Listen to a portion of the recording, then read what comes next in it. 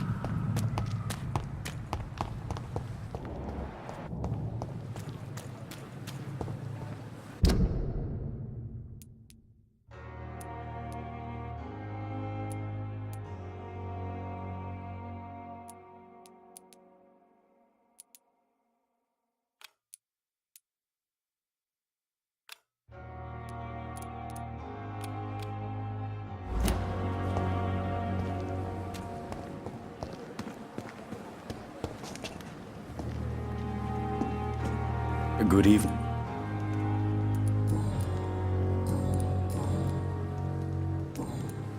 Please show me what you have to... Of course.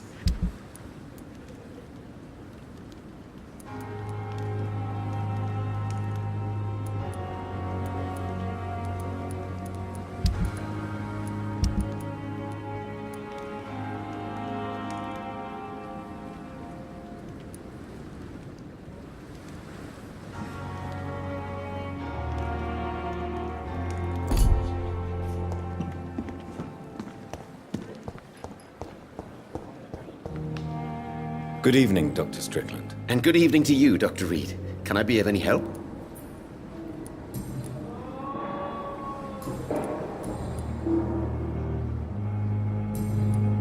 Goodbye.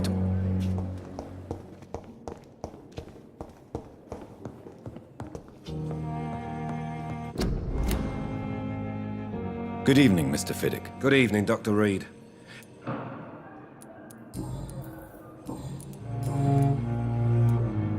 Tell me about your injury, Harvey. Why do you feel so guilty about it? My wife died because of me. And now I may lose everything because I've been careless enough to hurt myself. What an arsehole.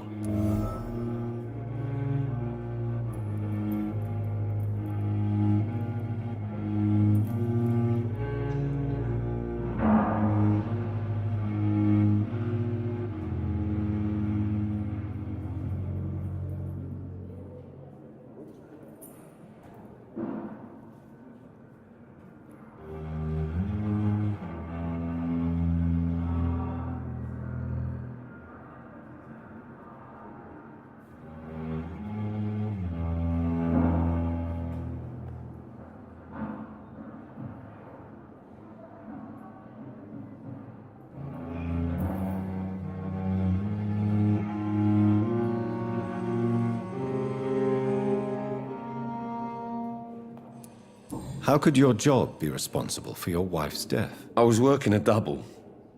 She went out to bring me a hot meal and got caught in a German bomb raid.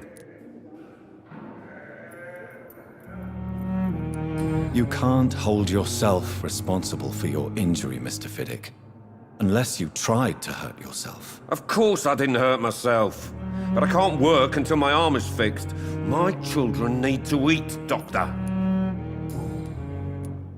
Tell me more about the death of your wife, Harvey. 1915. I was in the army, building workshops for the Royal Flying Corps. Helen was happy I wasn't sent to the front. What happened? The Germans sent Zeppelins to bomb the construction site, but they missed their target. My wife was bringing my dinner when the bombs fell. I'm sorry for your loss. So many died during the bombings. I served in France and witnessed the carnage there. I would like to say that she didn't suffer. Truth is, I have no idea. I just know that I'm all that me kids have. Poor little bleeders. How are your children after losing their mother? They were smaller then. The only good thing about this is my Helen didn't bring them with her that night.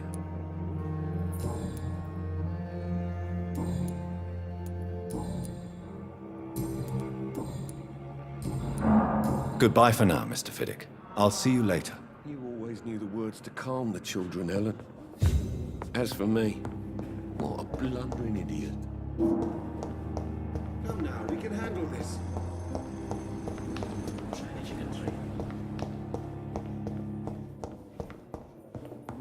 I will not let you down, my boy. I'm all right. Don't waste your time with me.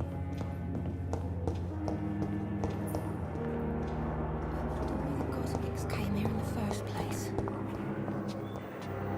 Good evening, Miss Howcroft. How are you tonight? I need blood, Doctor.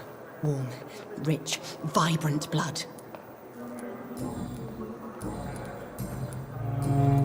I'll leave you, Mistress. So many deaths.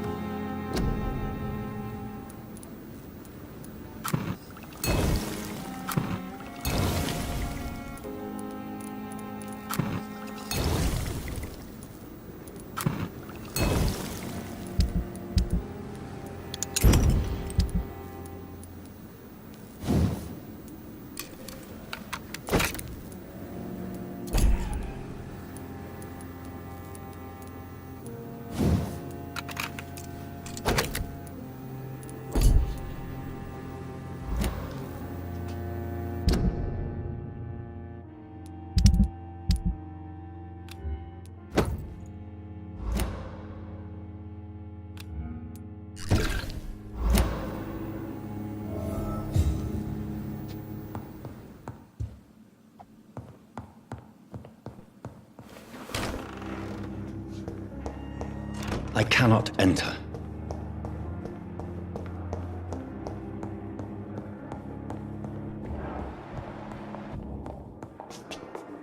Not now.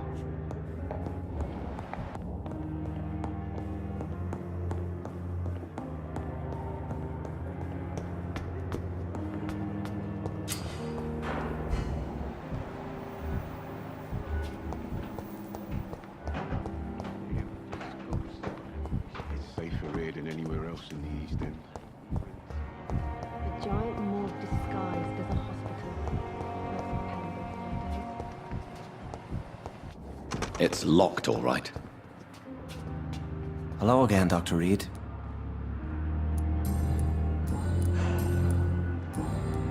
Goodbye.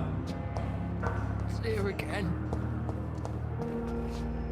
Good evening, Mr. Al. Evening, Doc. Why do you feel responsible for the injury, Thomas? What really happened? I wasn't disfigured by any German shells.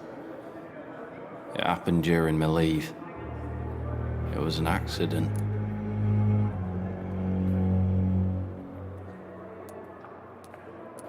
Why lie about it? Come on. It's one thing to come back disfigured by the Germans, and it's another to get injured in an accident that could have happened to anybody. Reconstructive surgery has been very successful for some soldiers. I don't want to wear a bloody mask for the rest of my life. I'd rather stay here and just be forgotten.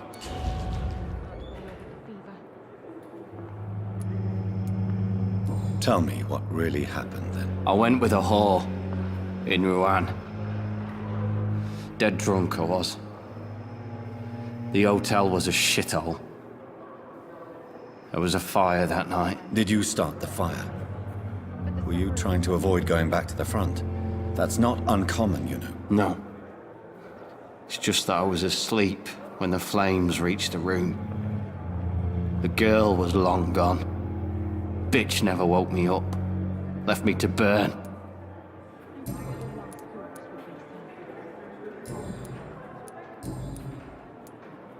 How close are you to Miss Horcroft? Are you aware that she thinks she is a vampire? To wait for her next nibble is the best reason to stay here. Every time she approaches my bed, she treats me like something tasty. A normal person. Aren't you afraid? She may hurt you if the game goes too far. She's quite harmless, I can assure you. Her head's broken inside is all, while I'm busted on the outside. But she's still beautiful. Living proof that there's hope for me. So do you let her bite you? You know that's not sanitary. And why not? She's only supping a few drops of me blood. And the pain, it's real for once. She could decide to bite less willing patients. Then it's another good reason for me to stay here, Doctor. You do realize she's mentally disturbed. It's called the Cotard syndrome. She truly believes she's a vampire. In her madness, she never refers to my scars. And frankly, if I could, I'd join her world. It seems much more fun than the real one.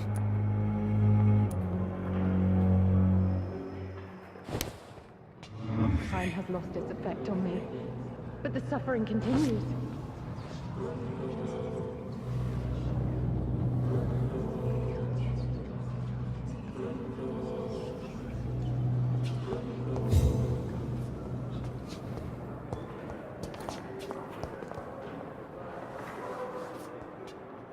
I wish I could be sick again. Feel my blood boiling with the fever. The pain. It's here again. Good evening, Mr. Elwood. Evening, Dr. Reed. How close? To wait for... Aren't you afraid? She's quite hard.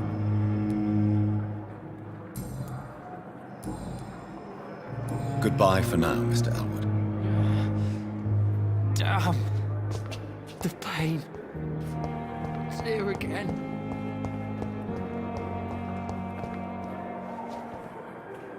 Good evening, Nurse Hawkins. Good evening, Dr. Reed. Pepper, I know you're very close to Milton Hooks. Yes, Milton Hooks is my man.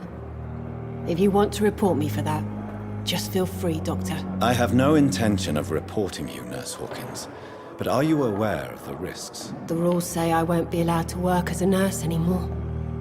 But here at the Pembroke, we break rules all the time. Is he worth the risk? Hey, I'm no perfect woman, and Milton is not the finest bloke, but we do our best to get by.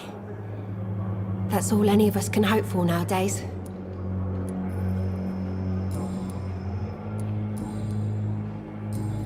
Goodbye, Nurse Hawkins.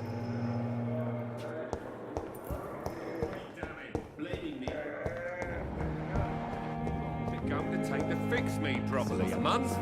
A year? Good evening, Dr. Strickland. And good evening to you.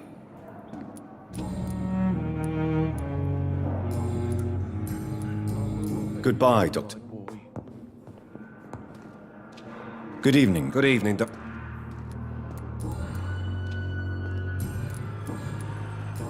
Goodbye for now. Oh, sweet girl. Don't waste your time with Reads me like a book. Finally, you've returned, Doctor. Did you find anything of value? Yes, nurse. You've worked your first miracle, Doctor. Now, this patient here needs immediate treatment. Duty calls. When the storm has passed, I'll show you how to mix the remedy yourself with the same basic ingredients. Many thanks, Doctor. When you've finished, you ought to report to Dr. Swansea in his office. He's been looking for you. Seemed pressing.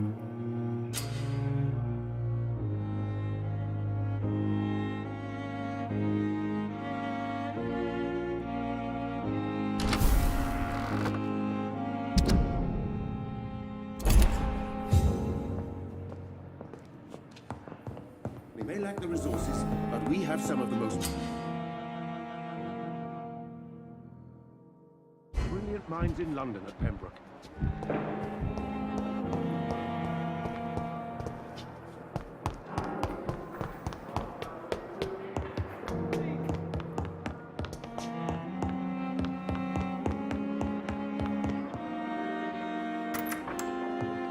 Please, Jonathan, come in. Fascinating, is it not? In the last decade, so many mysteries have been brought to light with our microscopes. The human body, biology's penultimate frontier. The more we explore its boundaries, the less we're able to trace a clear line between life and death.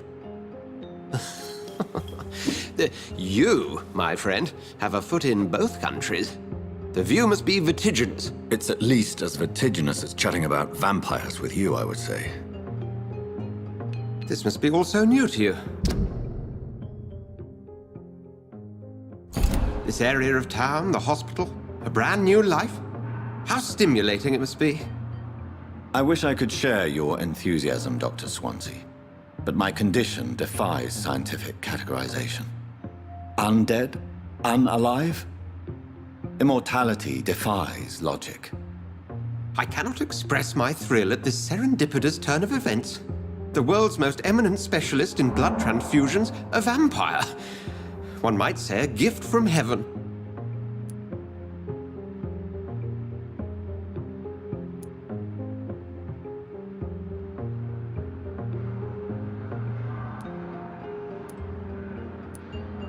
It may seem strange, but your words have brought me some comfort here. Forgive me. I've been an admirer of your work for a long time, and now you are so much more than a brilliant physician. And please, call me Edgar.